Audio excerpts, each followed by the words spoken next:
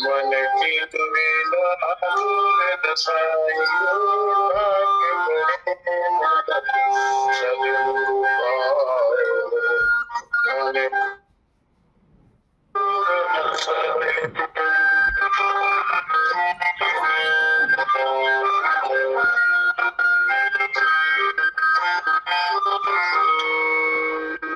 सकल जुग जीव के माहे, सकल जुग जीवन के माहे, पूर्ण ब्रह्म ज्योत दर्शाए, पूर्ण ब्रह्म ज्योत दर्शाए। मन की दुविधा दूर हसाए, भाग्य बड़े में सद्गुरु पायो। मन की दुविधा दूर हसाए, जन्म जन्म के बंधन काटे, जन्म जन्म के बंधन काटे, जो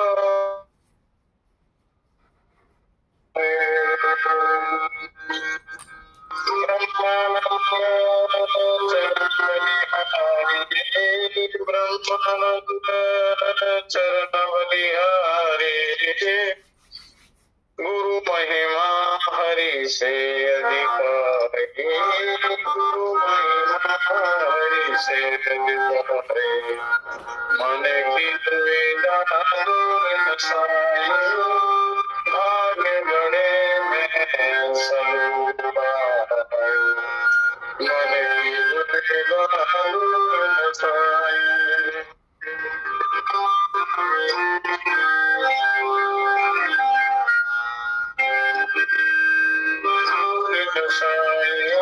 भाग्य बड़े में सद्गुरु पायो। मन की दुविधा दूर हसाए। ओम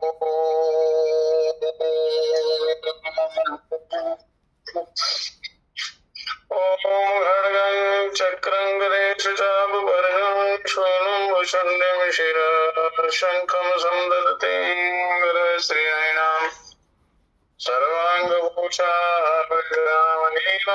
समद्दुतिमस्य पाददशकां सेवे महाकालिकायामस्तुपिलेनो कमलयो अंतो अक्षयसर्गवर्षङ्गदेशकुलिशं परमं धनुष्पण्डितां दण्डं शक्तिमसिञ्जविर्मजलजं गन्धासुराभाजनं शूलं पार्श्वं सुदर्शनेन तदते हस्ते प्रसन्नानना सेरीविवर्धिनीमिह महालक्ष्मी सरोज स्थिता। ओम सरस्वती महाभागे विद्ये कमललोचने विद्यारूपे विशालाक्षी विद्यां देहि नमोस्तुते।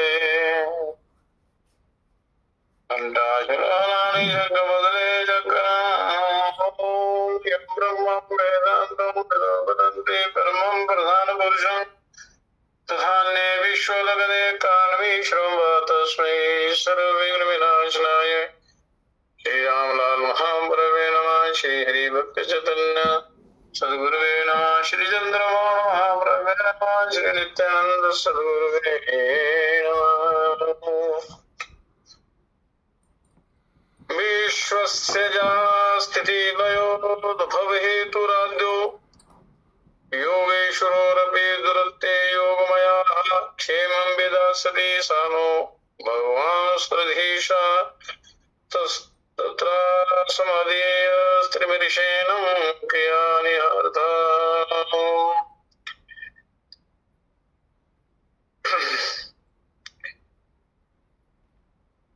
पुण्यात्माओं, त्रिलोकी के स्वामी ब्रह्म के रूप में विश्व का सृजन करते हैं। ब्रह्मा के रूप में वो परिपूर्ण ब्रह्म त्रिलोकी के स्वामी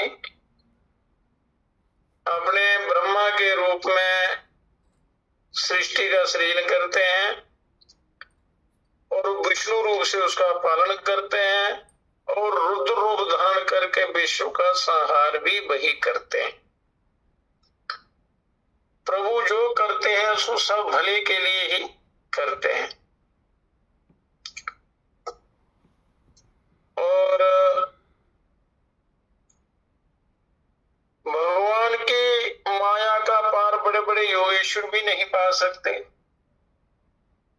बड़े बड़े योगीश्वर भी नहीं पा सकते। और कहने का तात्पर्य यह है कि मायापति की शरण में गए बिना उनकी माया को पार पाने का दूसरा कोई साधन नहीं। मायापति की शरण में जाना पड़ेगा और उनकी शरण में जाए बिना जीव का उद्धार नहीं होता। केवल पुरुष प्रयत्न से उसका पार नहीं पाया जा सकता। उनकी शरण में जाना, प्रयत्न भी करना है और उनकी शरणागति प्राप्त करनी है, तो इस माया से, इस भव सागर से मनुष्य पार पा सकता है। और इस प्रकार सर्वसमर्थ सर्वसत्ताधीश परमात्मा स्वयं हमारा कल्याण करने के लिए तैयार है, हर समय तैयार रहते हैं। तथापि मनुष्य ये सोचता है कि मेरा क्या होगा, उसका कुछ अर्थ नहीं, उसकी चिंता बेकार है, निरर्थक है। जिस बालक के माता पिता जीते हों उसको अपनी चिंता करने की क्या आवश्यकता है, और माता पिता उसका सब प्रकार से ध्यान रखते हैं और उसका हित ही करते हैं। और परंतु जो बालक ना समझ होता है वह माता पिता के शुभ विधान को नहीं समझता, तो ना समझी के कारण मनुष्य दुख भोगता है। माता जब अच्छा भोजन देती है तब तो बालक जरूर प्रसन्न रहता है, परंतु वही माता जब उसकी ठीक खोज खबर लेती है, उसके आरोग्य की रक्षा करती है, उसको नहलाती है, तब वह रोने लगता है और समझता है कि माता उसके साथ को क्रूर व्यवहार कर रही है। तो इस प्रकार हम जब तक ईश्वर की महिमा नहीं समझते और समझकर जब तक उसको हृदय में नहीं उतारते, अपने अभ्यास में नहीं लाते, तब तक बालक के समान ईश्वर के हर विधान में हमारा कल्याण ही भरा हुआ है। इस बात का निश्चय हमको नहीं हो सकता। तो जब तक सारे व्यवहार हमारी इच्छा के अनुकूल चलते रहते हैं तब तक हम ईश्वर के विधान में विश्वास रखते हैं, परंतु जब हमारी इच्छा या समझ के विरुद्ध ईश्वर का विधान दिखलाई देता है तब हमारी ईश्वर के प्रति श्रद्धा जो है वो डिग जाती है और हम ईश्वर के प्रति क्रूर, घातकी या निर्दय या अनेक विशेषण लगा देते हैं, ईश्वर को कोसना शुरू कर देते हैं। ऐसी मानसिक स्थिति जब तक है तब तक हम भले ही अपने आप को आस्तिक माने और संसार भी भले ही हमें आस्तिक समझे, पर हम वास्तव में आस्तिक नहीं हैं बल्कि नास्तिक हैं, क्योंकि हमारा ईश्वर में सर्वदा और सर्वथा विश्वास नहीं रहता और नासमझी के कारण ऐसा होता है। क्योंकि ईश्वर जो भी करते हैं वो सब भले के लिए ही करते हैं, उनको कोसना नहीं है। आस्तिक की व्याख्या करते हुए एक संत कहते हैं, मैं हरि का हरि मेरे रक्षक, ये भरोसा नहीं जाए कभी, यो हरि करते सो मेरे हित, ये निश्चय नहीं जाए कभी।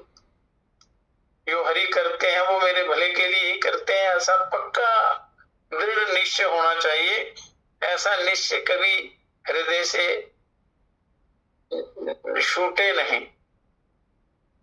इस सच्ची आस्तिकता को स्पष्ट करने के लिए भगवान का विधान सदा ही मंगलमय होता है। इस बात को कुछ दृष्टांतों के द्वारा समझाने का प्रयत्न करते हैं शास्त्र या संत। और इतना ही यदि निश्चय हो जाए और हृदय में उतर जाए, और चाहे कैसी भी विषम या बुरी परिस्थिति आपके सामने क्यों ना आए, श्रद्धा विश्वास ना डिगे, तो फिर मुक्ति के लिए किसी दूसरे साधन की जरूरत नहीं होती, ना होगी। क्योंकि श्रद्धा और विश्वास नहीं गिरना चाहिए आपका, वो पक्का दृढ़ होना चाहिए, तभी कल्याण का रास्ता मिलता है। भगवान ने अपने श्री मुख से कहा है, गीता में परमात्मा ने कहा है, इहेव तैर्जितः सर्गो येषां साम्ये स्थितं मनः, कि सर्ग यानी सर्ग कहते हैं सृष्टि होने को, पैदा होने को, उत्पन्न होने को, यानी पैदा होना, जो उत्पन्न होता है, जो पैदा होता है उसकी मृत्यु अनिवार्य है, ये सृष्टि का नियम है। इस प्रकार सर्ग का अर्थ हुआ जन्म मरण का बंधन, और जन्म मरण के चक्कर से छूट जाने का नाम ही मुक्ति है। जन्म मरण का चक्कर जब समाप्त हो जाता है तो ये जीव मुक्त हो जाता है। तो इसी से भगवान यहाँ कहते हैं कि जिसका मन सुख दुख में सम रह सकता है, उसने तो इस शरीर से ही जन्म मृत्यु को जीत लिया है, जीते जी वो जीवन मुक्त हो जाता है, और अर्थात वह जन्म मरण की प्रणाली से छूट जाता है, सुख दुख को जो समभाव से देखता है।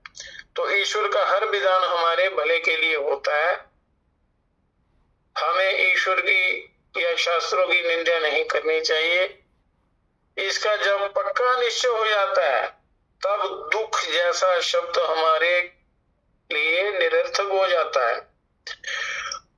और हमको माता जब मन चाहा भोजन खिलाती है, उस समय जिस प्रकार हम प्रसन्न होते हैं, उसी प्रकार जब हमें ज्वर आता है, माता कड़वी औषधि पिलाती है, उस समय भी उतनी ही प्रसन्नता होती है, क्योंकि हम जानते हैं कि वह हमारे हित के लिए ही है। और इसीलिए अनुकूल दिख पड़े या प्रतिकूल, अच्छा दिख पड़े या बुरा, दोनों ही अपने हित के लिए हैं। ऐसा जिसका दृढ़ विश्वास है, उसके लिए फिर अनुकूलता और प्रतिकूलता देखने की दृष्टि नहीं होती, वो उस स्थिति से ऊपर उठ जाता है, ऊंचा उठ जाता है और कल्याण का रास्ता अपना लेता है। अनुकूल वेदनीयम सुखम, जो अनुकूल हो लगता है, जो अनुकूल लगता है उसको हम सुख कहते हैं, और प्रतिकूल वेदनीयम दुखम, जो प्रतिकूल लगता है उसको हम दुख कहते हैं। तो इस प्रकार जिसको ईश्वर के विधान में विश्वास है, उसके लिए फिर दुख जैसी कोई वस्तु नहीं होती, तभी वो मनुष्य आगे साधना कर सकता है। तो उसके लिए तो हर परिस्थिति ही अनुकूल है, सुखमय है, जिसको ये अनुभव हो जाता है। सुख दुख को जो समझता है और उनसे उस स्थिति से ऊपर उठ जाता है, तो उसके लिए अच्छी बुरी हर परिस्थिति सुखदायी होती। तो एक छोटे से गांव में एक व्यापारी रहता था, उसके पास रुपयों की कुछ बहुतायत तो हो गई थी, बड़ी ज्यादा धन आ गया था उसके पास। उसने माल खरीदने का तथा शेष रुपए एक साहूकार के जहां अमानत रखने का विचार किया। ये धन ज्यादा हो गया है, कुछ सामान खरीद लेते हैं और कुछ किसी के पास रख दिया। दूसरे दिन खूब तड़के जाना है, प्रातःकाल काम करने के लिए जाना है, ऐसा निश्चय करके मैं रात को सो गया और रात को उठा और अंधेरे में सीढ़ी से सरक कर गिर गया, पता नहीं चला और नीचे गिर गया। चोट लगी पर प्राण बच गए। इससे दूसरे दिन उसका शहर का जाना रुक गया। उस गांव में एक विश्वासी भक्त रहता था और वह सेठ के घर कभी कभी आया जाया करता था। जब सेठ के गिरने की बात सुनी तो वह भक्त दूसरे दिन उसके घर गया उसकी खबर लेने के लिए। सेठ ने भक्त से सारी बातें कही और भक्त ने कहा, ईश्वर योग करता है, सबके भले के लिए करता है, इसलिए ईश्वर को कोसना नहीं। ये सुनते ही सेठ को बड़ा क्रोध आया, परंतु क्रोध को कुछ दबाकर वह बोला, हे भक्त, तुम तो एकदम गंभीर ही हो। मुझे इतनी चोट लगी कि मेरा दूसरे गांव जाना रुक गया और मेरा जरूरी काम बिगड़ गया, और तुम कहते हो कि जो ईश्वर करता है वह सबके भले के लिए करता है। ये मैं कैसे मान लूं? उसने तो मेरा बुरा किया है। अब तक जो ईश्वर ने मेरा कोई भला किया हो ये देखने में नहीं आया, बुरा किया है सो तो प्रत्यक्ष है कि मुझे लगी है, मैं गिर गया, मुझे चोट लगी है। ईश्वर ने इसमें मेरा भला क्या है? इसमें तो मेरा बुरा ही हुआ। इसका उत्तर देते हुए उस भक्त ने कहा कि हे सेठ, तुम्हारी दृष्टि केवल वर्तमान काल को ही देख सकती है, सीमित है तेरी दृष्टि, तेरी सोच बहुत छोटी है, भविष्य के गर्भ में तुम्हारी दृष्टि नहीं पहुंचती, इसी से तुम ऐसा कह रहे हो, अज्ञानतावश तुम ऐसा कह रहे हो। परंतु मैं तो अब भी कहता हूं कि भगवान जो करता है वह हमारे हित के लिए ही होता है, हमारे भले के लिए ही होता है, भले ही हम उसे ना देख सकें। तो अच्छी बुरी परिस्थिति का सदुपयोग करना चाहिए, तो वो होता है ज्ञान से, अच्छे संग से, शास्त्रों के स्वाध्याय से। कुछ दिनों बाद भक्त सेठ के जहां गया, तब सेठ ने उसके पैरों में पड़कर कहा कि हे भक्त जी, तुम्हारी सब बातें सच्ची हैं। यदि मैं उस दिन नहीं गिरा होता तो मैं जरूर शहर की ओर गया होता और मेरी मृत्यु हो गई होती, तथा साथ ही साथ बहुत सा धन भी चला जाता। और ठोकर लगने के बाद उसको समझ आई। तो ठगों को मेरे जाने की खबर लग गई थी, बदमाशों को जाने की खबर लग गई थी, और उन्होंने मुझे मारकर मेरा धन लूटने का पूरा प्लान बना रखा था, पूरी साजिश रच रखी थी। तो परंतु ईश्वर ने मेरी यात्रा रोककर मुझे बचा लिया। तो ऐसा भाव रखना चाहिए कि जो ईश्वर करते हैं सबके भले के लिए करते हैं। तो शूली के कष्ट को कांटा गड़ाकर ईश्वर ने दूर कर दिया, और मैं मूर्ख कांटा गड़ जाने के कारण अपनी लापरवाही को दोष देने के बदले ईश्वर को दोष देने लगा। इसी प्रकार मनुष्य जो कर्म करता है वो उस समय सोचता नहीं कि यही कर्म जो है मेरा वो भाग्य बनेगा। मनमाना कर्म करता है तो जब ईश्वर उसका फल देता है तो फिर ईश्वर को कोसता है, अपनी गलतियां नहीं देखता। तो एक और दूसरे दृष्टांत से समझाते हैं कि एक छोटे से राज्य का राजा था। वह एक दिन अपने दरबार में बैठा था, किसी ने आसुर से एक तलवार भेंट की। राजा उसे म्यान से निकालकर धीरे धीरे अंगुली से उसकी धार देखने लगा। जरा जोर लग गया, थोड़ा सा जोर लग गया, उसकी उंगली कट गई। पास ही भगवान का विश्वासी दीवाना बैठा था, एक संत बैठा था, पक्का सच्चा भक्ति ईश्वर का। इससे सहज ही उसके मुंह से निकल गया कि ईश्वर यो करता है, सबके भले के लिए करता है। फिर दीवान ने अपना साफा फाड़कर उंगली का खून पोंछ दिया। खून बहना बंद होने पर गीले कपड़े की पट्टी भी बांध दी। तो इतनी सेवा करने पर भी राजा को क्रोध आ गया।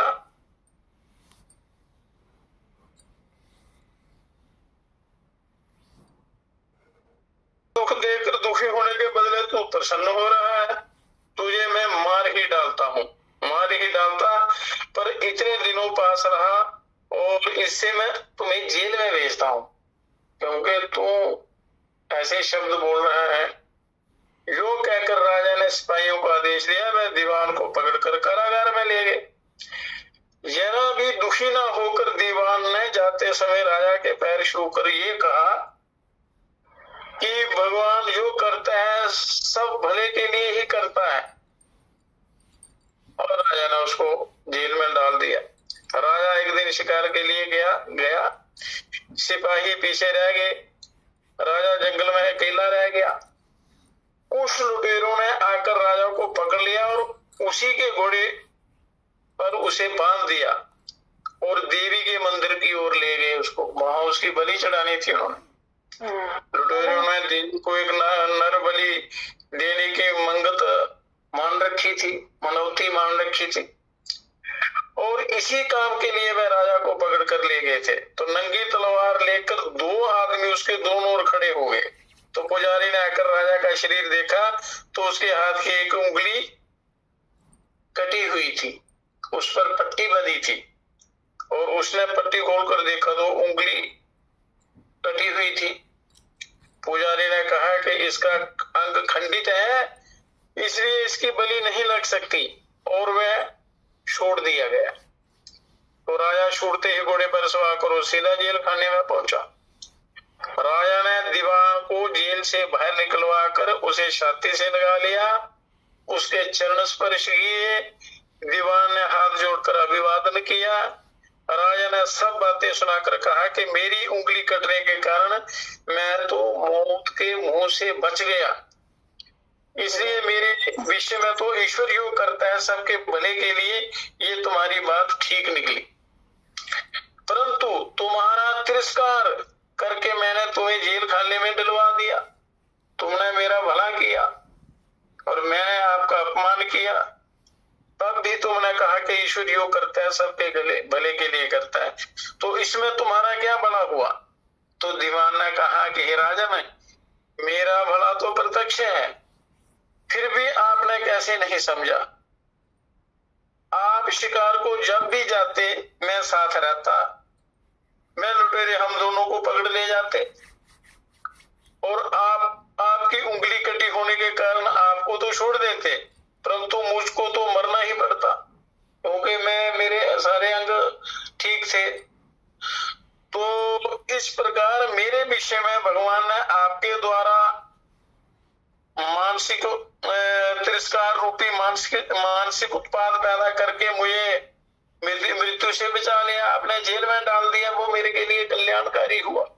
मतलब साधना करने से, ईश्वर पर विश्वास रखने से, अनुष्ठान करने से और सही रास्ते पर चलने से, सत्य का अनुसरण करने से बड़ा भयंकर जो कष्ट होता है वो थोड़े से कष्ट में वो बदल देते हैं।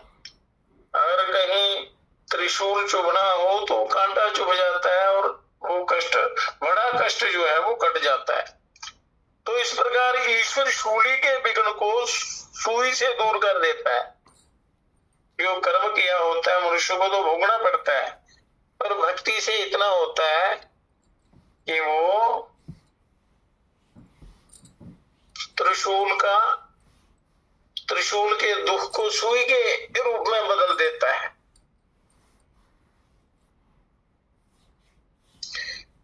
परंतु हमारी सृष्टि की सीमा वर्तमान काल पर्यंत ही होती है, इसलिए हम उसका अनुभव नहीं कर सकते।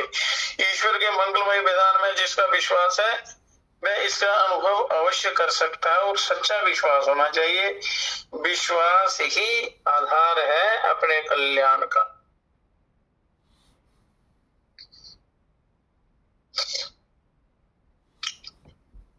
अग्नि जो है सबको भस्म कर देती है। अग्नि को जल बुझा देता है, अग्नि सबको खा जाती है, लोहे को भी खा जाती है, पर पानी जो है वो अग्नि को बुझा देता है। और मनुष्य जो है वो पानी को बचा लेता है, और मनुष्य को मृत्यु खा जाती है, और भक्ति जो है वो मृत्यु को खा जाती है। मनुष्य को मृत्यु बहती है और भक्ति जो है वो मृत्यु को खा जाती है, मतलब मृत्यु को दूर कर देती है, मृत्यु से बचा लेती है। इसलिए भक्ति से सब कुछ हो सकता है, भक्ति, विश्वास, श्रद्धा से। तो इसलिए श्रद्धा भक्ति अपने अंदर रूप से उसका अंदर में उसको धारण करना चाहिए। श्रद्धा और विश्वास को, भक्ति को अपने अंदर बड़ी गहराई से, बड़ी दृढ़ता से, पक्की सच्ची निष्ठा से उसको धारण करना है, उसका अभ्यास करना है। तो प्रसंग बहुत बढ़ता जा रहा था, परंतु एक प्रत्यक्ष घटना का उल्लेख किए बिना एक संत कहते हैं कि मैं नहीं रह सकता, वो उनका अनुभव था। कुछ वर्ष पहले की बात है कि किसी नगर में एक गृहस्थ के जहां रुके थे वो संत, वहां उनका आसन था। उस कमरे की खिड़कियों में 2 रस्सियां लटक रही थी। एक गौरैया का ध्यान उसके ऊपर गया और उसे जगह अनुकूल दिखाई दी, तो इससे उसने उस रस्सी के ऊपर एक घोंसला बनाया। और शाम को घर का मालिक मेरे पास, वो संत कह रहे हैं, अपना अनुभव बता रहे हैं, कहते हैं कि वो मालिक मेरे पास बैठने के लिए आया और उसकी दृष्टि उस घोंसले पर पड़ी। उसने कहा कि हे स्वामी जी, इस गौरैया ने यहाँ घोंसला बनाया है, परंतु इस खिड़की के ऊपर तो रोज रात को एक बिल्ली चलती है, इसलिए वह उस चिड़िया को, उस गौरैया और उसके बच्चों का नाश कर डालेगी। गौरैया का प्राण बचाना है तो उसके घोंसले को नष्ट कर देना होगा, और घोंसला तोड़ने पर गौरैया के कष्ट का मुझे पाप लगेगा। अब आप ही बताइए कि मुझे क्या करना चाहिए। उस गौरैया, उस चिड़िया को बचाना भी है, और अगर उसका घोंसला तोड़ते हैं तो वो पाप लगेगा, अगर घोंसला नहीं तोड़ते हैं तो उसको बिल्ली खा जाएगी। तो इस स्थिति में क्या करना चाहिए? तो जवाब देते हुए संत कहते हैं कि मैंने कहा कि भाई, ईश्वर की क्रिया सामने नहीं दिखती, परंतु उसका भाव सामने दिख पड़ता है। तुम गौरैया का प्राण बचाने के लिए घोंसला तोड़ते हो, इसलिए तुम भगवान की दृष्टि में पापी नहीं हो, क्योंकि आपने उसकी रक्षा के उद्देश्य से उसका घोंसला तोड़ना है। तो इसमें गौरैया को स्थाने का पाप तुम्हें नहीं लगेगा, क्योंकि तुम्हारा उद्देश्य दोष रहित है। जैसे कोई लुटेरा, डाकू, बदमाश, कोई हिंसक किसी को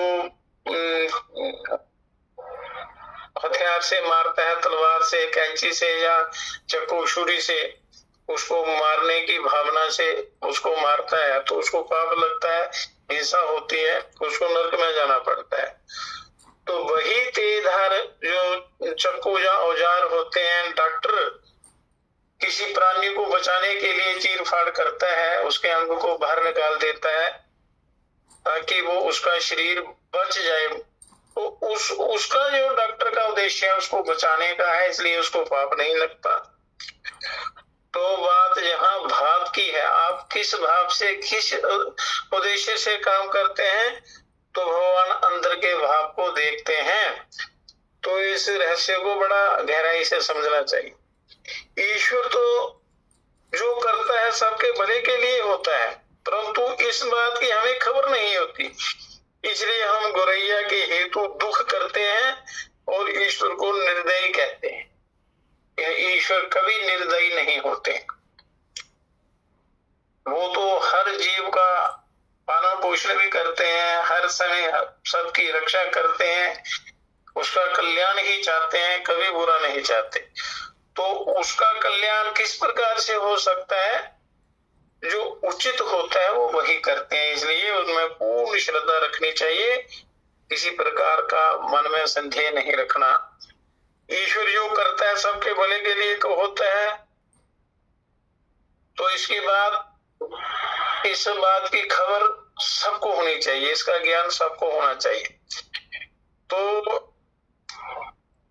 ये सारे दृष्टांतों का ये कहना है कि जो मनुष्य प्रतिदिन नहा धोकर पवित्र होकर ईश्वर की मूर्ति के सामने बैठकर घी का दीपक और अगरबत्ती देवता को अर्पित कर इस प्रकार विचार करे, तो निश्चय ही ईश्वर के विधान में अचल श्रद्धा हुए बिना ना रहेगी। वो श्रद्धा होगी, पक्की श्रद्धा। जब श्रद्धा हो जाती है तो उसका कल्याण बड़ा जल्दी हो जाता है। साधन करना होगा, केवल पुस्तक पढ़ना या सुनना इससे काम नहीं चलेगा। जैसे भगवान का नाम लेने से पेट नहीं भरता, भोजन का नाम लेने से पेट नहीं भरता, उसी प्रकार क्रिया साधन के बिना कोई फल नहीं मिलता। पेट भरने के लिए जैसे भोजन क्रिया आवश्यक है, भोजन करना बड़ा जरूरी है, उसी प्रकार साधन भी करने की वस्तु है, केवल वांछने या चर्चा की नहीं। मतलब जो भी सुनो या अध्यास को ज्ञान प्राप्त करो, उसका अभ्यास करना चाहिए।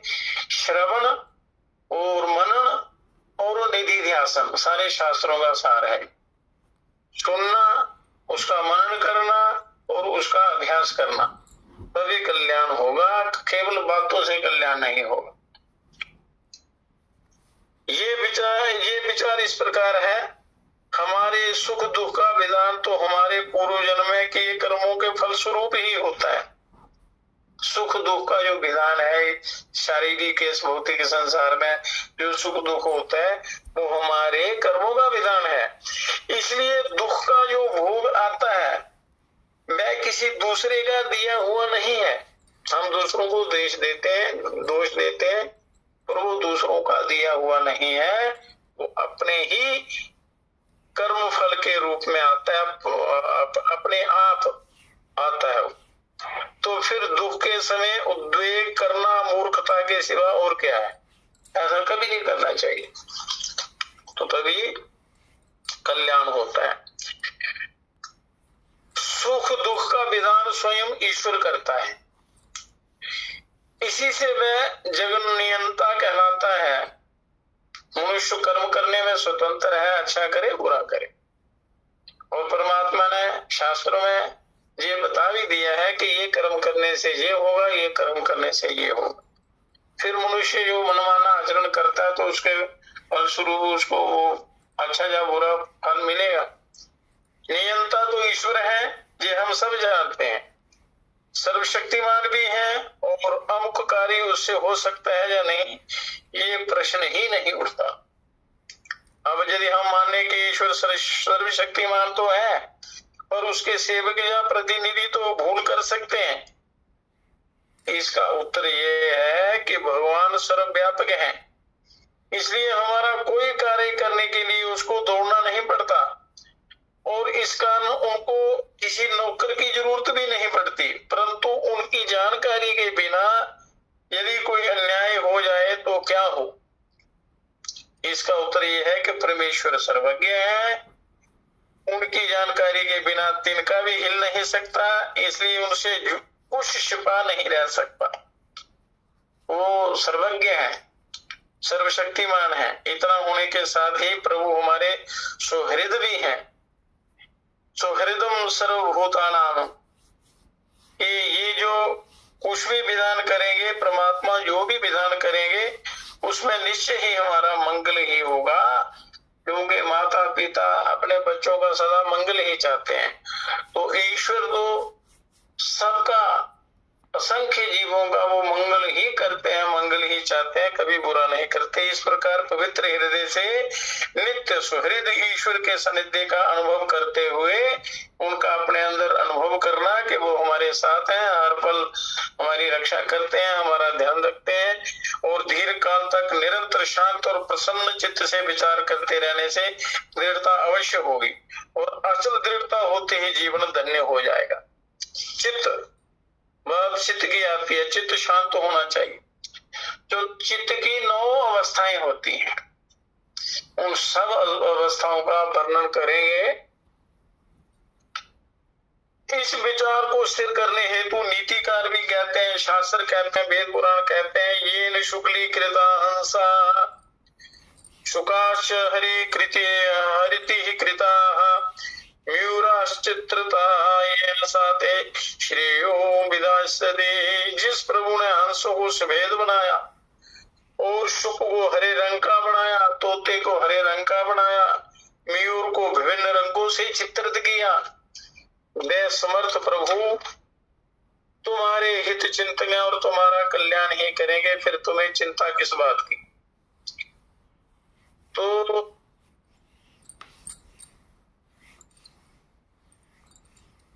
कई ज्ञानी कवियों ने भी कहा है, अमर बेल बिन मूल की ते प्रतिपालत जो ताही, रहमन ऐसे प्रभु ही तजी का ढूंढत जगमाही। रहीम जी कहते हैं, रहीम कवि कहते हैं कि बिना जड़ वाली अमर बेल का जो प्रतिपालन करता है, अमर बेल की जड़ नहीं होती, उसमें भी वो चेतन तत्व रहता है। इस प्रकार के सर्वसमर्थ प्रभु को छोड़कर तू संसार में दूसरे किस बात की आशा करता है, किसकी आशा करता है। रण मन व्याधि विपत्ति में रहमन पर्यो न रोए, जो रक्षित जननी जठर सो हरि गए न सोए। ये कवि कहते हैं कि रण बन व्याधि और विपत्ति में पड़ने पर रो मत, रोना मत। जो प्रभु माता के गर्भ में रक्षा करते हैं, वह क्या उसको नहीं देखते? वह दयालु प्रभु सब कुछ देखते हैं और अवश्य ही कल्याण करेंगे। नर हरि कुरुतां जगतां शिवम। और मानव जीवन का लक्ष्य क्या है, इसको भी जानना बहुत आवश्यक है।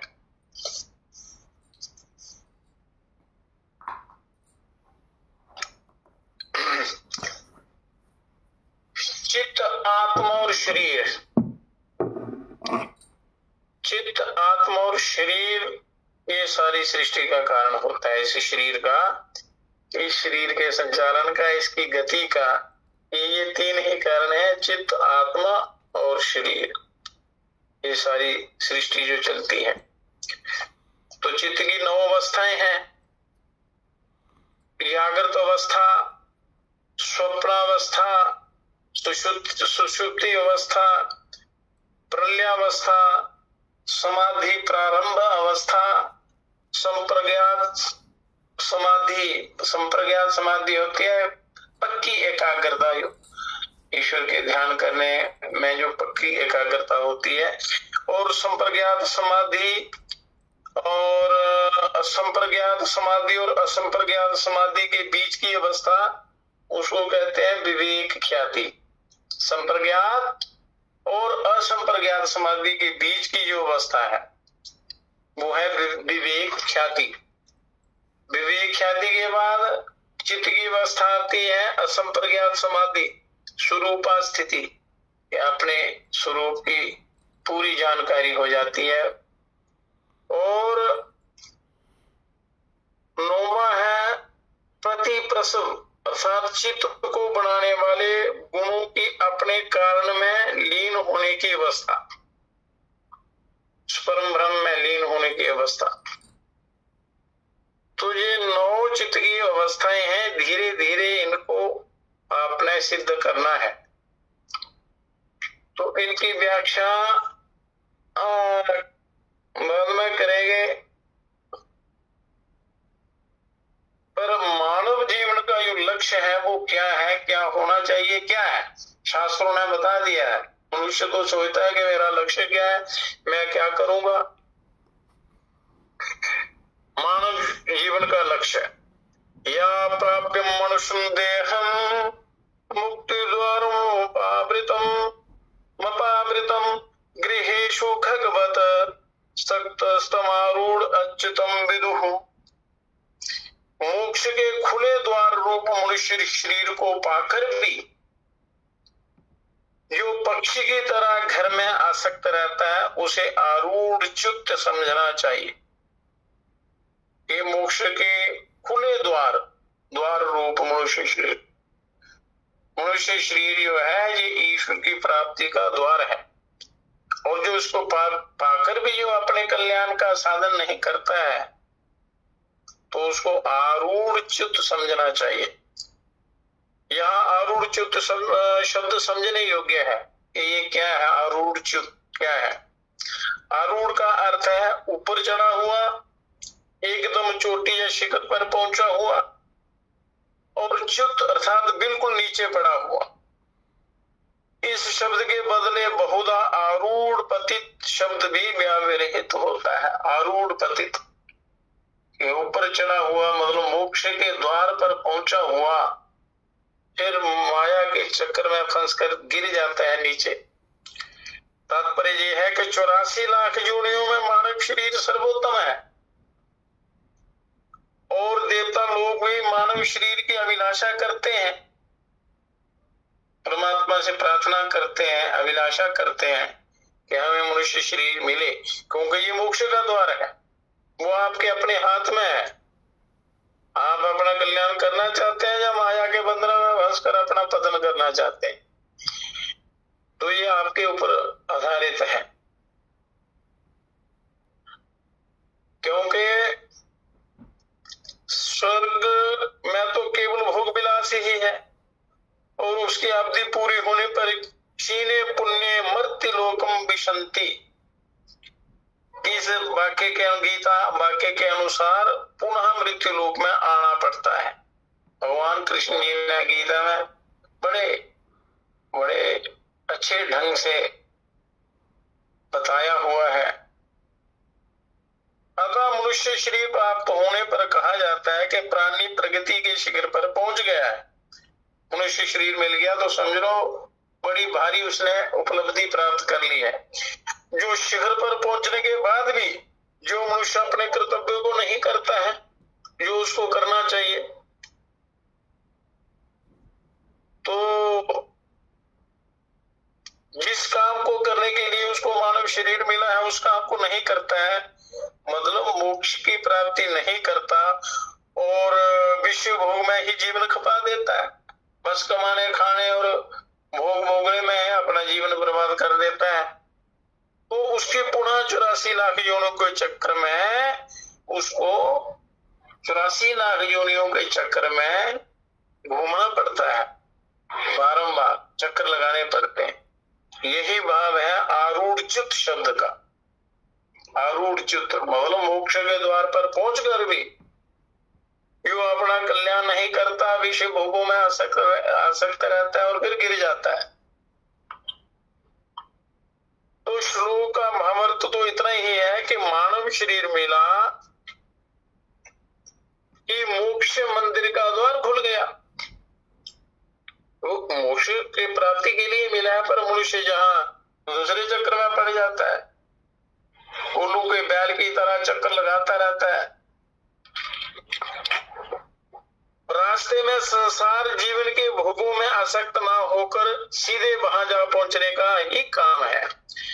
और द्वार खुलवाने के लिए भी श्रम करने की बात नहीं है। इतनी बड़ी सुविधा होने पर भी जो मनुष्य विश्व भोग में ही जीवन बिताता है उसको आरूढ़ पतित ना कहें और किसको कहेंगे?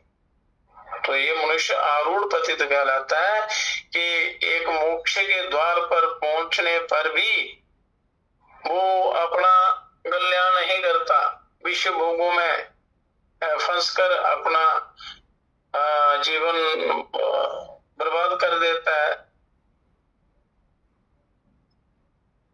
किसी को भी अपना स्थान छोड़ना पसंद नहीं है।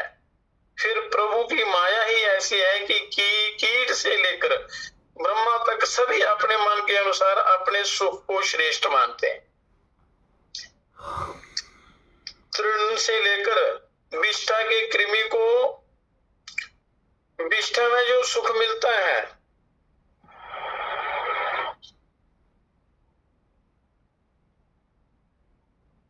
विष्ठा के कृमि को विष्ठा में जो सुख मिलता है उसको मैं कमल के भ्रमर के सुख की अपेक्षा उच्च कोटि का मानता है। और वस्तुतः उसे ये समझ बूझ या विवेक नहीं होता कि सुख क्या वस्तु है, तथा वह कैसे प्राप्त होता है तथा वह कैसे प्राप्त होता है और इसकी उसे खबर नहीं होती। तो मानव में भी पामर और विषी जीव इसी प्रकार के होते हैं। मनुष्य योनि में भी कुछ लोग ऐसे होते हैं जिनको ज्ञान नहीं होता है और वो अंधेरे में ही रहते हैं, तो जीवन ऐसे ही चला जाता है, बर्बाद हो जाता है। आहार निद्रा भय मैथुन सामान्य पशु नराणाम, जो पशु में तथा मनुष्यों में तात्विक दृष्टि से कोई अंतर नहीं है। जिस विषय सुख को जानवर भोगता है तथा जिस सुख को इंद्र भोगता है वह दोनों समान ही हैं। इंद्र की दृष्टि में मनुष्य का भोग तुच्छ दिखता है और मनुष्य को श्वान का तथा गधे का भोग तुच्छ दिख लगता है, परंतु अपनी दृष्टि से तो हर प्राणी को एक समान भोग सुख का अनुभव होता है। इसलिए विषय सुख की प्राप्ति को मनुष्य शरीर का ध्येय नहीं कहा जा सकता। मनुष्य शरीर का ध्येय विषय सुख की प्राप्ति नहीं है, क्योंकि ये तो हर योनि में समान रूप से प्राप्त है। तो मनुष्य जन्म बड़ा महान है, बड़ा पवित्र है। इसको तो उस आत्मानंद की प्राप्ति करनी चाहिए, ब्रह्मानंद की प्राप्ति करनी चाहिए। भागवत में लिखा है, लबद्धा सुदुर्लभमिदं बहु संभवान्ते मनुष्यम अर्थम नित्यम अपीह धीरा तूर्णं जतेत न पतेदनु मृत्युः या निःश्रेयसाय विश्यः खलु सर्वथा स्यात्। श्रीमद् भागवत के 11 स्कंद में भगवान श्री कृष्ण उद्धव जी से अपने उपदेश का उपसंहार करते हुए कहते हैं कि कैसा आनंददायक श्लोक है। इसमें ऐसी रचना है कि हर चरण का पहला शब्द लीजिए और सारे श्लोक का यहाँ तक कि सारे 11 स्कंद का रहस्य समझ लीजिए। कैसे? लब्ध्वा मानुषम तूर्णम जतेत निःश्रेयसाय, अर्थात ये मनुष्य शरीर पाकर अविलंब के बिना किसी देर के आत्म कल्याण की साधना कर लेनी चाहिए। बिना विचारे, बिना अविलंब, बिना देर किए आत्म कल्याण की साधना कर लेनी चाहिए। यदि कोई पूछे कि अविलंब क्यों? बुढ़ापे में गोविंद गुण गाए तो क्या काम नहीं चलेगा? लोग कहते हैं ना अभी तो खाने पीने का टाइम है, चलो बुढ़ापे में भजन करेंगे। तो इसका उत्तर देते हुए कहते हैं कि ये शरीर खिन्न भंगूर है, इसका कब नाश हो जाए कुछ पता नहीं। मृत्यु 10-5 दिन पहले सूचना भी नहीं देती है कि मैं आ रही हूं, तथा अब को मनुष्य के सारे मनोरथ पूर्ण हुए या नहीं ये पूछने के लिए भी नहीं रुकती है। वो आती है सीधा ले जाती है। मैं तो समय होते ही पाक से मनुष्य को क्षण मात्र के लिए भी पूर्व से सूचना दिए बिना उठा लेती है। उस समय कोई ना धन रोकता है, ना ये बंधु रोक पा सकते हैं, ना संसार के विषय भोग आपको रोकेंगे। इसलिए कहते हैं कि कुछ भी प्रमाद किए बिना, कुछ भी आलस्य किए बिना यत्न करने में लग जाओ। आलस को त्यागो, प्रमाद को त्यागो और यत्न करने में लग जाओ। यत्न कौन करेगा? कहते हैं कि धीर, यो धीर पुरुष अर्थात चतुर पुरुष, जो चतुर पुरुष है, बुद्धिमान पुरुष है, अपना हिताहित जो समझते हैं, अपना अच्छा या बुरा जो समझते हैं। मनुष्य जन्म प्राप्त होने पर भी जो पुरुष अपना हित नहीं समझता उसको शास्त्र आत्महत्यारा कहता है। तो मनुष्य प्रतिदिन अपनी आत्महत्या करता है, तो आत्महत्या से बढ़कर कोई पाप नहीं है इस संसार में। सा भवेदात्मघातकः, तुलसीदास जी कहते हैं रामायण में, जो ना तरी भव सागर नर समाज असपाई, सोकृत निंदक मंदमती आत्महन गति पाई जाई। क्या वो पुरुष का हित किसने है ये विचारना है। और यही प्रसंग उद्धव जी को समझाते हुए भगवान कृष्ण कहते हैं, परिपूर्ण ब्रह्म परम पिता भगवान कृष्ण कहते हैं, ईशा बुद्धिमतां बुद्धिर्मनीषा च मनीषिणां यत सत्यम नृतेनेह मर्तेनापनोति महामृतम के 11वें 34वां वो है लोग। चतुर मनुष्य की चतुराई और बुद्धिमान की बुद्धिमानी इसी में है कि इस संसार में आकर इस क्षण भंगुर और विलासशील शरीर के द्वारा मुझ अविनाशी को प्राप्त कर ले।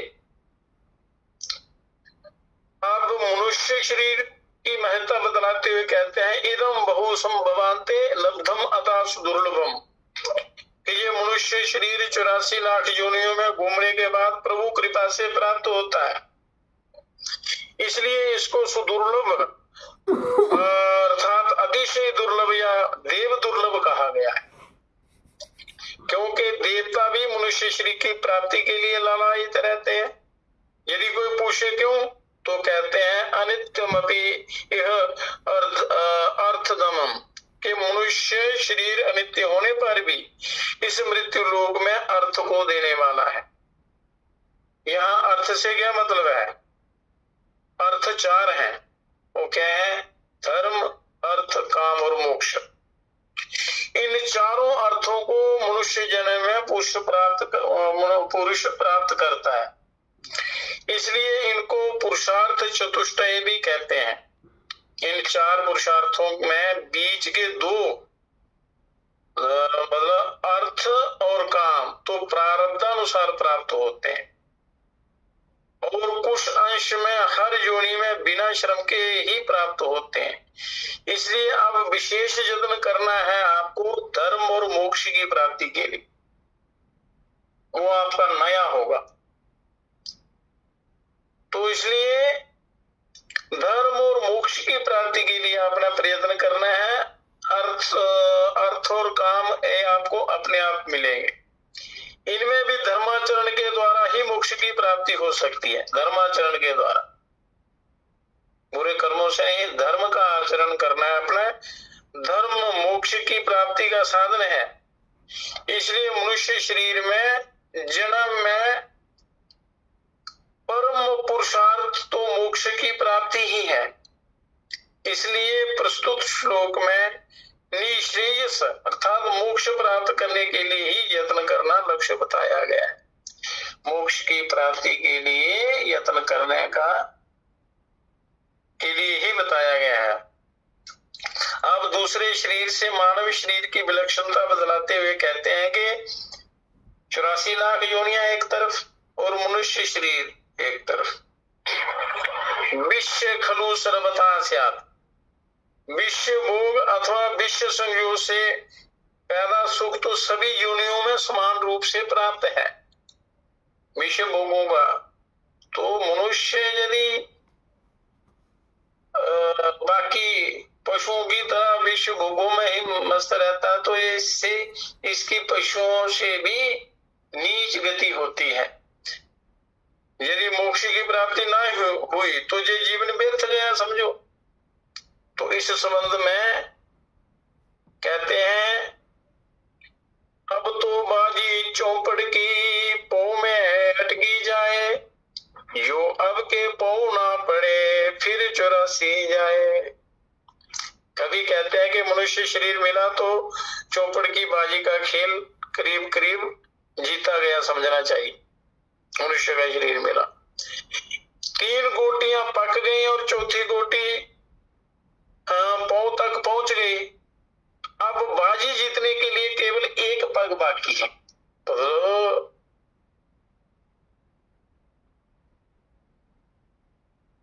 तकरीबन मनुष्य मोक्ष के द्वार पर पहुंचा हुआ है, केवल 1 कदम दूर है। और यदि मैं पग पड़ जाए, वो कदम पड़ जाए, तो बाजी जीत ली गई समझो। मतलब अगर आप प्रयत्न करते हैं, प्रयत्न करने पर आपका कल्याण निश्चित हो जाता है।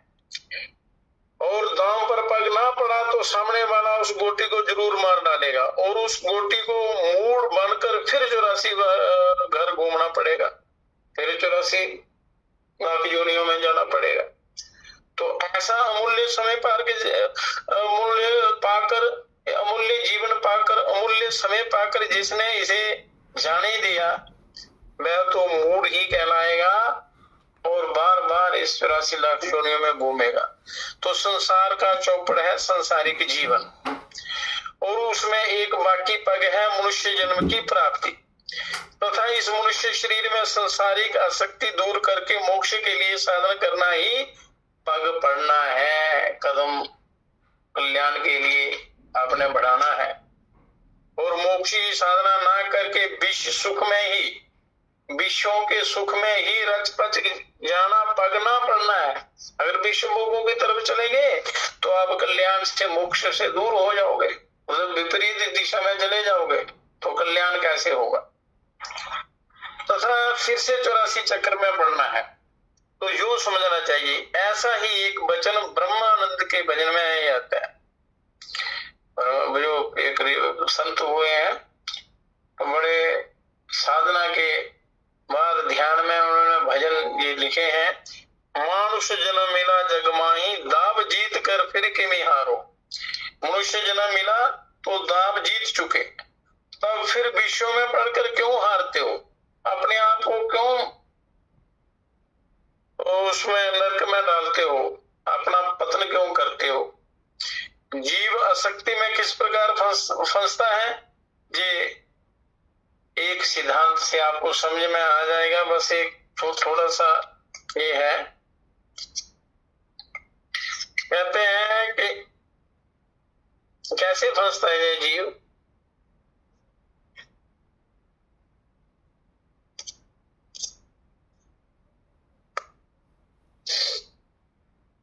उसके बाद समाप्ति करेंगे। एक राजा था, उसने अपने शहर में ये ढिंढोरा पिटवा दिया कि निश्चित दिन को ठीक समय पर यो कोई मेरे पास आएगा उसको मैं अपना राज्य दे दूंगा। इसके लिए उस राजा ने ये प्रबंध किया कि 1 मील लंबे रास्ते के उस किनारे अपना आसन एक बैठक खाने में लगाया और उसका द्वार खुला रखा। रास्ते के दूसरे छोर पर एक दरवाजा बनवाया और वहां एक कचहरी रखी। उस कचहरी में एक आदमी को टिकटें देकर बैठा दिया। उन टिकटों में हर टिकट पर कम से कम 1 घंटा और अधिक से अधिक 3 घंटों का अलग अलग समय अंकित किया गया था। यानी किसी में 1 घंटा, किसी में 1.25 घंटा, किसी में 1.5 घंटा, किसी में 2, किसी में 2.25, किसी में 2.5, किसी में 2.25 आदि अनेक प्रकार के अंक लिखे थे। तो जो मनुष्य दरवाजे में घुसेगा उसे 1 टिकट लेनी पड़ेगी और उसमें जितना समय लिखा है उतने ही समय तक वह अंदर रह सकेगा। समय पूरा हो जाने पर वह बाहर निकाल दिया जाएगा और दरवाजे के बाहर एक किले में बंद कर दिया जाएगा। तो जो मनुष्य अंदर प्रवेश करेगा उसके साथ एक मनुष्य लगा दिया जाएगा जिसके हाथ में घड़ी रहेगी, जिससे वह उस टिक टिक का समय पूरा होते ही उस मनुष्य को बलात् बाहर निकाल देगा। उस टिकट का समय पूरा होते ही उसको बाहर निकाल देगा और उसको किले में बंद कर देगा। तो उस 1 मील लंबे रास्ते के दोनों ओर एक प्रकार का मेला लगा दिया। दुकानें सजाई गई, खाने पीने की दुकान थी, तो कहीं खेल तमाशे हो रहे थे, कहीं कुश्ती लड़ी जा रही थी, तो कहीं वैश्यों का नाच गान होता था। कहीं आश्चर्य में डालने वाली दुनिया की नई नई अद्भुत वस्तुओं का संग्रह था, तो कहीं संसार में उत्पन्न सब प्रकार के भोजन के सामान थे। कहीं जुआ खेला जा रहा था और कहीं लाखों की हार जीत हो रही थी। इस प्रकार सारे ही रास्ते पर दोनों ओर चित्त को शब्द करने वाले सैकड़ों हजारों दृश्य जुटा दिए गए थे। अंदर आने वाले हर मनुष्य को जहां जाने की इच्छा हो वही जाने की पूर्ण स्वतंत्रता थी, आजादी थी। और जो कुछ खाना पीना या पहनना ओढ़ना चाहे वह भी उसको मुफ्त दिए जाने का प्रबंध भी था। शर्त केवल यही थी कि कोई वस्तु लेकर दरवाजे से बाहर नहीं जा सकता। जब तक अंदर घूमता रहे तब तक कोई भी वस्तु ले सकता है और उसका उपभोग भी कर सकता है। इस प्रकार पूरी तैयारी की गई और फिर राजा ने गांव भर में ढिंढोरा पिटवा दिया कि अगले दिन प्रातः सूर्योदय से लेकर सायंकाल सूर्यास्त तक अपने निश्चित समय के भीतर जो कोई मेरे पास आएगा उसको मैं अपना राज्य दे दूंगा। तो सवेरा होते ही लोग आने लगे। हर आदमी कचहरी में जाकर टिकट ले लेता और फिर अंदर प्रवेश करता था। उसके साथ एक आदमी लग जाता है। इस प्रकार बहुत से आदमी एक के बाद एक आने लगे और रास्ते के मोहक दृश्य को देखकर मुग्ध होने लगे।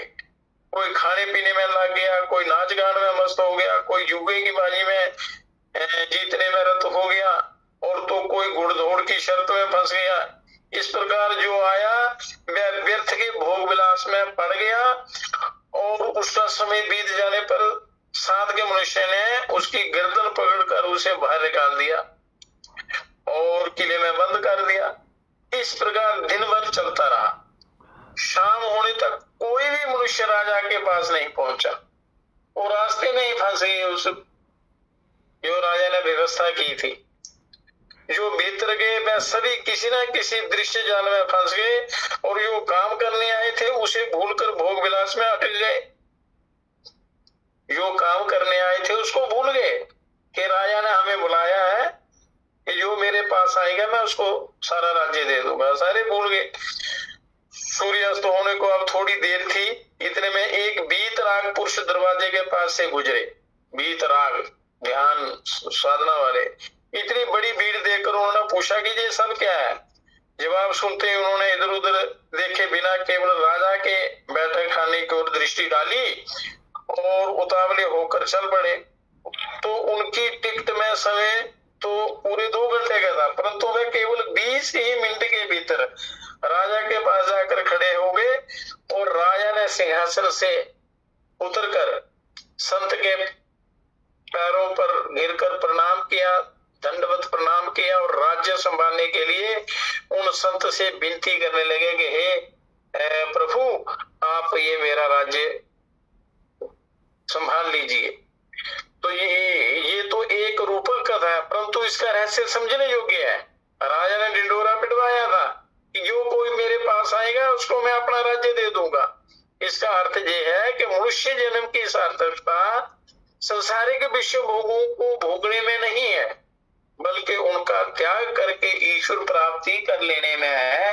ये आपको अपना लक्ष्य का बोध कराया है, क्योंकि विश्व भोग तो सभी योनियों में समान रीति से प्राप्त है, परंतु जगत के विश्व में मनुष्य मुग्ध हो जाता है और विश्व भोगों में उसकी सारी आयु बीत जाती है और ईश्वर के पास कोई नहीं पहुंचता। ताकि ईश्वर जो है उसको अपना वो ब्रह्म पद दे देते हैं। वो देने के लिए शास्त्रों में उन्होंने कहा है कि जो मेरी तरफ आएगा तो उसको मैं सारे वैभव में अपने ही समान बना दूंगा। परंतु लोग फंस जाते हैं बीच में। जैसे ये राजा ने व्यूह रचना की, उसी के अनुसार ये मनुष्य भी इस माया के चक्र में फंस जाते हैं। उसकी तरफ कोई नहीं जाता। तो जो जाता है उसका कल्याण हो जाता है। तो कोई मनुष्य ही समझ पाता है। तो इस बात को गीता समझाती है। अब थोड़ा ही एक बाकी एक हल करेंगे। त्रिभिर्गुणमयैर भावैरिभिः सर्वमिदं यक्त मोहितं नाभिजानाति मामेभ्यः परमं व्ययम्। भगवान कहते हैं कि मैं माया के तीनों गुणों से उत्पन्न इस जगत के प्राणी पदार्थों में जीव को मोह हो जाता है। अतः वह मुझ त्रिगुणातीत अविनाशी को नहीं जान सकता मोह के कारण। तात्पर्य यह है कि जब तक मनुष्य विश्व में ही आसक्त रहता है तब तक ईश्वर का भजन करके उनको प्राप्त करने की बात उसको याद नहीं आती। इस प्रकार अपने लक्ष्य से भ्रष्ट होकर अत्यंत पुण्य के प्रताप से मिले हुए अमूल्य अवसर को व्यर्थ खो देता है। तो दरवाजे के भीतर आने के मतलब है मनुष्य शरीर का प्राप्त होना। समय बताने वाले टिकट को लेने का अर्थ है कि शरीर पैदा होने के साथ ही उसकी आयु का निर्माण हो जाता है। भाई इतने साल इसके लिए है। किसी की आयु 20 वर्ष, किसी की 50, किसी की 80, किसी की मतलब टिकट का जो टिकट पर समय लिखा होता है उस समय के अंदर ही आपने अपना कल्याण करना है। उस समय के भीतर ही उसको अपना लक्ष्य सिद्ध कर लेना है और जो लक्ष्य के ऊपर ही दृष्टि रखता है वह दूसरा कुछ करने में नहीं फंसता और वही लक्ष्य तक पहुंच सकता है। तो इसलिए आपका लक्ष्य क्या है? अपना कल्याण है तो कल्याण की तरफ लग जाना चाहिए। चाहे आप गृहस्थी हैं, कोई भी हैं, किसी भी आश्रम के हैं, आप तो स्वतंत्र हैं, बाहर से कुछ वस्तुओं की आवश्यकता तो होती नहीं है, अंदर से ही अपने चित्त को ही स्थिर करना है। तो चित्त की अवस्थाओं का वर्णन कल करेंगे। आज ये एक आधा ही श्लोक है, ये समाप्त करके जो दुख है संसारिक दुख की निवृत्ति का उपाय, तो आपने ये अच्छी प्रकार समझ लेना है, दिमाग में बैठा लेना है कि दुख क्या है, सुख क्या है और उसकी प्राप्ति कैसे होनी चाहिए, हमारा लक्ष्य क्या है, उस लक्ष्य की प्राप्ति का उपाय, दुख की निवृत्ति का उपाय जो है। हाथ में घड़ी लेकर एक आदमी जो उसके साथ हो जाता है वह उसकी मृत्यु है, मृत्यु साथ रहती है, समय होने पर वो बाहर निकाल देगी गले से पकड़कर। शरीर के जन्म के साथ ही मृत्यु भी जन्मती है और उसके साथ चलती चलती समय होते ही उसे उठा ले जाती है, वो हर समय साथ में रहती है। मृत्युर जन्म बताम वीरन देहिन सह जायते आद्य वा शतांते वा मृत्युर्भय प्राणिना ध्रुव। अपनी मृत्यु की आकाशवाणी सुनकर जब कंस ने देवकी को मारने के लिए तलवार उठाई तब वसुदेव जी ने उसे एक श्लोक कहा था, तुम तो ये श्लोक कहा था, तुम तो वीर हो, वीर पुरुष मृत्यु से नहीं डरता, बल्कि देहधारी की मृत्यु तो शरीर के साथ ही पैदा हो जाती है और अवधि पूरे होने पर उसका नाश कर देती है, समय पूरा होने पर। आज जो चाहे 100 वर्ष बाद हर देहधारी की मृत्यु निश्चित है। आज जाओ, हो 100 वर्ष बाद हो, लाख वर्ष बाद हो, कल्प के बाद हो, मृत्यु तो होनी है। तो दरवाजे के अंदर प्रवेश करने पर जहाँ जाना होता है वहां जाने की छूट तथा जो कुछ खाना पीना या पहनना ओढ़ना होता है वह बिना मूल्य मिलता है। और इसका अर्थ यह है कि जीव जब शरीर धारण करता है तब उसके साथ ही उसके जीवन में प्राप्त होने वाले सुख दुख के भोग भी निश्चित हो जाते हैं, इसके लिए दुखी नहीं होना। इस विषय की विवेचना योग दर्शन का ये सूत्र करता है कि सती मूले तद विपाको जात्यायुर्भोगः, कि जब तक संचित कर्म रूपी मूल है तब तक उसके फलोन्मुख कर्म का फल भोगने के लिए जीव को शरीर धारण करना ही पड़ता है और उन कर्मों के अनुसार जीव का शरीर कैसा होना चाहिए ये पहले से ही निश्चित हो जाता है। फिर सुख दुख के भोग निश्चित होते हैं, फिर उनको भोगने के लिए जितना समय चाहिए उतनी आयु का निर्माण होता है। तात्पर्य यह है कि अर्थ और काम के लिए मनुष्य को विशेष परिश्रम नहीं करना पड़ता, वह तो शरीर के जन्म के साथ ही निर्मित रहते हैं। पुरुषार्थ तो करना है, धर्माचरण करके चरम पुरुषार्थ अर्थात मोक्ष की प्राप्ति कर लेने के लिए धर्माचरण करके परम पुरुषार्थ मनुष्य को प्राप्त करना है। यही बात प्रहलाद जी ने अपने सहपाठियों को इस प्रकार कही थी कि सुख में इंद्रिय कम दैत्य देहे योग न देहि नाम सर्वत्र लभ्यते देवाध्यायथा दुखमय यत्नतः। हे दैत्य पुत्रो, शरीर को प्राप्त होने वाले सुख और भोग तो देह के पैदा होने के साथ ही निर्धारित हुए रहते हैं, अतः वह तो दुख के समान ही बिना परिश्रम किए बिना इच्छा किए आकर प्राप्त हो जाते हैं। इसी प्रकार सुख भोग भी यथा समय अपने आप आते हैं, तो इसमें कोई चिंता करने की आवश्यकता नहीं होती, इसमें आपको परेशान नहीं होना है। तो कभी नरसी भक्त कहते हैं, ऋतुलता पत्र फल मूल आए जथा मानवी मूर्ख मन व्यर्थ सोचे जेहना भाग्य माजे समय जे लक्षु तेहने तेम से तेज पहुंचे। के मूर्ख मनुष्य व्यर्थ ही मन में चिंता करता है। जिस प्रकार ऋतुएं लताओं में पत्थर फल फूल समय अनुसार प्रदान करते हैं, समय अनुसार वृक्ष फलते हैं, उसी प्रकार जिसके भाग्य में जिस समय जो लिखा है उस समय उसको वह प्राप्त होता ही है। पर जो मोक्ष की प्राप्ति का यत्न है ये मनुष्य हर समय इसको करना पड़ता है।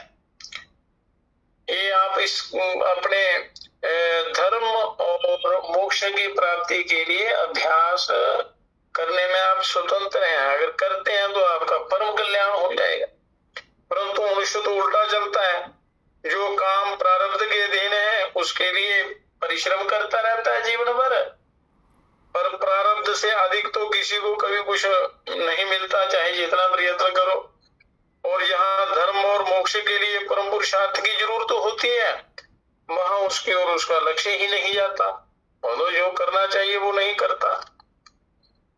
तो टिकट में लिखा हुआ समय पूरा हो जाने पर हर मनुष्य के साथ चलने वाला पुरुष उसकी गर्दन पकड़कर दरवाजे से बाहर निकाल देता है और एक किले में बंद करता है। इसका अभाव क्या है? इसका अभाव ये है कि निर्धारित आयु की मर्यादा जब पूरी होती है, समय जब पूरा होता है, तब उसको वह शरीर छोड़ देना पड़ता है।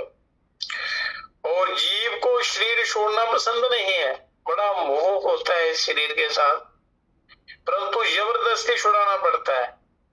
और मृत्यु काल में जो व्याकुलता देख पड़ती है वह इसी कारण होती है।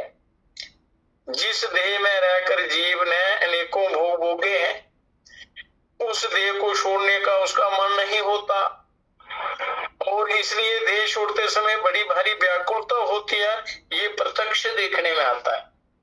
मोक्ष का मोह जो है इसमें फंसा रहता है संसार में। अब किले में बंद होना, जो पिछले दृष्टांत में कहा था कि वो किले में बंद कर देते, अर्थात पुनः माता के उदर में आना। किला क्या है? माता का उदर, गर्भ। मनुष्य का जन्म मिला था ईश्वर की प्राप्ति करने के लिए, परंतु जीव माया के मोह में पड़कर अपने लक्ष्य को भूल जाता है और ईश्वर का दिया हुआ वचन भी भूल जाता है। फलता विषय सेवन में ही सारा जीवन गवा देता है, बिल्कुल उल्टा चलता है। इसलिए उसे फिर से जन्म मरण के चक्कर में पड़ना पड़ता है। मुक्ति लाभ के लिए मनुष्य शरीर के सिवा दूसरे किसी भी शरीर में योग्यता नहीं है, नहीं साधन बनता। इसलिए एक मनुष्य शरीर छूटने पर जीव को फिर 84 लाख योनियों के फेर में पड़ना पड़ता है। इसलिए मनुष्य शरीर को आपने व्यर्थ नहीं जाने देना है, व्यर्थ के कामों में इसको बर्बाद नहीं करना है। आपका जो लक्ष्य है उसको प्राप्त करना है। तो बीत राग पुरुष भोग पदार्थों की ओर देखता नहीं, केवल 20 ही मिनट में राजा के पास पहुंच जाता है। इसका तात्पर्य यह है कि मानव शरीर अति दुर्लभ है पर क्षण भंगुर है। ये कब शक्तिहीन हो जाएगा या नाश को प्राप्त होगा इसकी किसी को खबर नहीं होती। इसलिए समझदार आदमी जहां तक बनता है शीघ्र से शीघ्र मुक्ति प्राप्त करने की चेष्टा करता है, जो समझदार है। तो बुढ़ापे में गुण गाएंगे, ये विचार कर बैठे रहने से भी पीछे पछताना ही पड़ेगा। बुढ़ापे में कुछ नहीं बन पड़ता। अब अंत में भर्तृहरि जी ने ठीक ही कहा है, यावत् स्वस्थम इदं कलेवरम गृहं यावच्च दूरे जरा यावच्चेन्द्रिय शक्तिर प्रतिहता यावत् क्षयो नायुषा आत्मश्रेयसी तावदेव विदुषा कार्याः प्रयत्नो महानम् प्रोदीपते भवने तु कूपखननम प्रत्युद्यमाः कीदृशा। के ये काया रूपी घर जब तक सही सलामत है और वृद्धावस्था दूर है, इंद्रियां तथा मन बुद्धि अपना अपना कार्य करने में समर्थ है तथा आयु शेष है, तभी तक बुद्धिमान मनुष्य को आत्म कल्याण का साधन कर लेना चाहिए। बुढ़ापा आने पर कुछ भी नहीं बन पड़ेगा। अतएव आग लगने पर कुआं खोदने के समान मूर्खता करना ठीक नहीं है। अब श्रुति भगवती ने मानव जीवन का जो लक्ष्य बताया है उसे देकर ये प्रसंग समाप्त किया जाएगा। अभी एक क्षण में लब्ध्वा कथंचन नरजनमं दुर्लभम तत्रापि पुष्पम श्रुति पार दर्शनम यास्पात मुक्तो नाजते तमूढ़धि साह्यात्म महास्वयं विनिहंत्य सदग्रहाद के महान पुण्य के प्रताप से परम दुर्लभ मानव शरीर मिला हो और उसमें फिर श्रुतियों का रहस्य समझने के अधिकार वाला पुरुष शरीर प्राप्त हुआ हो, इतने पर भी जो मूर्ख अपनी मुक्ति के लिए जतन नहीं करता उसे देवता लोग आत्महत्यारा कहते हैं। जिस शरीर से परम पद की प्राप्ति करनी थी, परम पद की प्राप्ति, उसका उपयोग विश्व भोग में करके मनुष्य अपनी मूर्खता से मानो बूंगची लेकर बदले में पारसमणि दे रहा है, तो अपने लिए ही अपना कब्र खोद रहा है। ताही कब हूं भल कहीं न कोई गूंजा गही पारसमणि खोई। ओम शांति ही शांति ही शांति। तो इस पारसमणि के बदले मनुष्य कंकड़ पत्थर कांच ले लेता है, फिर भटकता रहता है। तो इसका सार ये है कि मनुष्य को अपने कल्याण की तरफ चलना चाहिए और समय रहते रहते अपना उद्धार कर लेना चाहिए। इसके पास समय भी है, साधन सामग्रियां भी हैं, सारे शास्त्र उपलब्ध हैं, सारे महापुरुष हैं, तो अपने समय का सदुपयोग करते हुए अपना कल्याण करना चाहिए। ओम शांति ही शांति ही शांति।